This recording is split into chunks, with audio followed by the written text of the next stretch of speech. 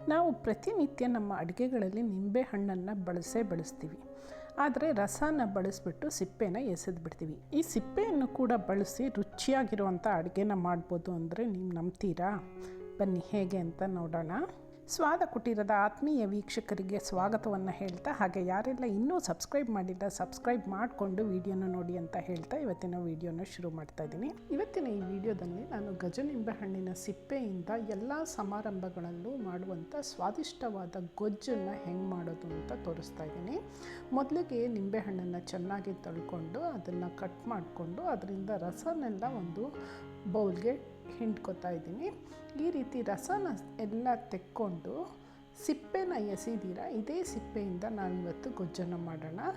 ಇದು ಗಜನಿಂಬೆ ಆದ್ದರಿಂದ ದೊಡ್ಡ ಸೈಜಲ್ಲಿರುತ್ತೆ. ನಾನು 2 ನಿಂಬೆಹಣ್ಣನ್ನ ಕಟ್ ಮಾಡಿ ರಸನ ತೆಗೆದಿಟ್ಕೊಂಡು ಸಿಪ್ಪೆನ ಬೇರೆ ಮಾಡಿ ಇಟ್ಕೊಂಡಿದ್ದೀನಿ. ಹಾಗೆ ರಸನ ನಾನು ಒಂದು ಬಾಟ್ಲಲ್ಲಿ ಫ್ರೀಝರಲ್ಲಿ ಇಡ್ತಾಯಿದ್ದೀನಿ. ಇದನ್ನು ಬೇರೆ ಅಡುಗೆಗಳಿಗೂ ಕೂಡ ನಾವು ಬಳಸ್ಕೋಬೋದು.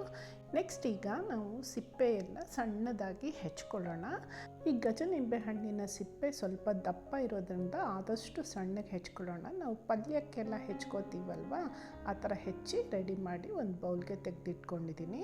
ಈಗ ಇದಕ್ಕೆ ಮಸಾಲೆನ ರೆಡಿ ಮಾಡ್ಕೊಳ್ಳೋಣ. 2 ಸ್ಪೂನ್ನಷ್ಟು ಉದ್ದಿನಬೇಳೆ ತೊಗೊಂಡಿದ್ದೀನಿ, 2 ಸ್ಪೂನ್ನಷ್ಟು ಧನಿಯಾ, 1 ಸ್ಪೂನಷ್ಟು ಎಳ್ಳು, 1 ಸ್ಪೂನಷ್ಟು ಸಾಸಿವೆ, 1 ಸ್ಪೂನಷ್ಟು ಜೀರಿಗೆ, ಅರ್ಧ ಚಮಚದಷ್ಟು ಮೆಂತ್ಯ, ಅರ್ಧ ಬೌಲು ಒಣಕೊಬ್ಬರಿ, 8ರಿಂದ 10 ಬ್ಯಾಡಗೆ ಮೆಣಸಿನ್ಕಾಯಿ, 3ರಿಂದ 4 ಸ್ಪೂನ್ ಬೆಲ್ಲದ ಪುಡಿ, 1 ಚಿಟಿಕೆ ಅರಿಶಿನ, 1 ಚಿಟಿಕೆ ಇಂಗು, ಒಗ್ಗರಣೆಗೆ ಕರಿಬೇವು, ಮೆಣಸಿನ್ಕಾಯಿ, ರುಚಿಗೆ ತಕ್ಕಷ್ಟು ಉಪ್ಪು, ಸ್ವಲ್ಪ ಎಣ್ಣೆಯನ್ನು ತೊಗೊಂಡಿದ್ದೀನಿ.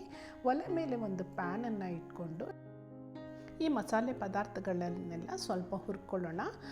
ಮೊದಲಿಗೆ ನಾನಿಲ್ಲಿ ಉದ್ದಿನಬೇಳೆ, ಧನಿಯಾ, ಜೀರಿಗೆ, ಮೆಂತ್ಯ, ಸಾಸಿವೆ, ಎಳ್ಳು ಹಾಕಿ ಹುರ್ಕೋತಾ ಇದ್ದೀನಿ.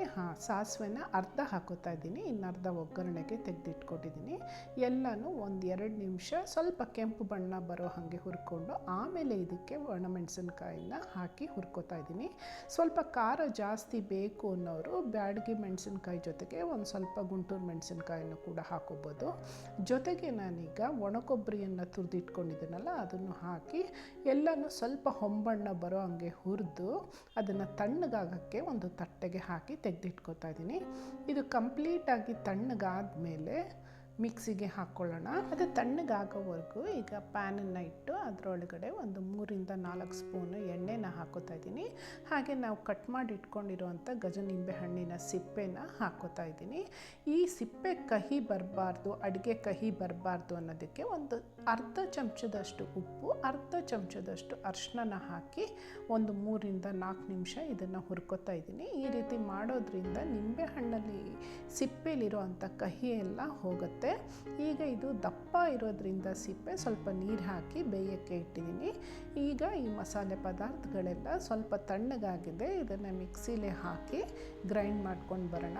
ಈ ಮಸಾಲೆ ಪದಾರ್ಥಗಳನ್ನು ನಾವು ಪೌಡ್ರ್ ಮಾಡಿ ಸ್ಟೋರ್ ಕೂಡ ಮಾಡ್ಕೋಬೋದು. ಆದರೆ ನಾನು ಇನ್ಸ್ಟಂಟಾಗಿ ಈಗಲೇ ಮಾಡ್ತಾ ಇರೋದ್ರಿಂದ ಇದಕ್ಕೆ ಸ್ವಲ್ಪ ನೀರನ್ನು ಹಾಕಿ ರುಬ್ಕೊಂಡು ಪೇಸ್ಟ್ ಮಾಡ್ಕೊಂಡಿದ್ದೀನಿ. ಈ ಗೊಜ್ಜನ ಪೌಡ್ರನ್ನ ಸ್ಟೋರ್ ಮಾಡಿಕೊಂಡು ಬೇಕಾದಾಗ ಸ್ವಲ್ಪ ನೀರು ಹಾಕಿ ರುಬ್ಬಿ ಯಾವುದೇ ತರಕಾರಿ ಗೊಜ್ಜಿಗಾದರೂ ಬಳಸ್ಕೋಬೋದು. ಈಗ ನಾನು ರುಬ್ಬಿಟ್ಕೊಂಡಿರೋಂಥ ಮಸಾಲೆನ ಸಾಫ್ಟಾಗಿ ಬೇಯಿಸ್ಕೊಂಡಿರೋಂಥ ನಿಂಬೆಹಣ್ಣು ಸಿಪ್ಪೆಗೆ ಹಾಕ್ತಾ ಇದ್ದೀನಿ. ಚೆನ್ನಾಗಿ ಕೈಯಾಡಿ ರುಚಿಗೆ ತಕ್ಕಷ್ಟು ಉಪ್ಪು ಹಾಕಿ, ಉಪ್ಪು ಹಾಕೋಕ್ಕೆ ಮುಂಚೆ ಮೊದಲು ಸ್ವಲ್ಪ ಹಾಕಿರ್ತೀರ ನೋಡಿಕೊಂಡು ಹಾಕಿ. ಜೊತೆಗೆ 3ರಿಂದ 4 ಸ್ಪೂನಷ್ಟು ಬೆಲ್ಲದ ಪುಡಿಯನ್ನು ಕೂಡ ಹಾಕಿ. ಬೆಲ್ಲ ಹಾಕೋದ್ರಿಂದ ಗೊಜ್ಜಿನ ರುಚಿ ತುಂಬ ಚೆನ್ನಾಗಿರುತ್ತೆ. ಸುಮಾರು 3ರಿಂದ 4 ನಿಮಿಷ ಕುದಿಸಿದಾಗ ಇದು ಪರ್ಫೆಕ್ಟ್ ಕನ್ಸಿಸ್ಟೆನ್ಸಿಗೆ ಬರುತ್ತೆ. ಈಗ ಗೊಜ್ಜು ರೆಡಿಯಾಗಿದೆ. ಇದಕ್ಕೆ ಒಂದು ಸಣ್ಣ ಒಗ್ಗರಣೆನ ಮಾಡ್ಕೊಳ್ಳೋಣ.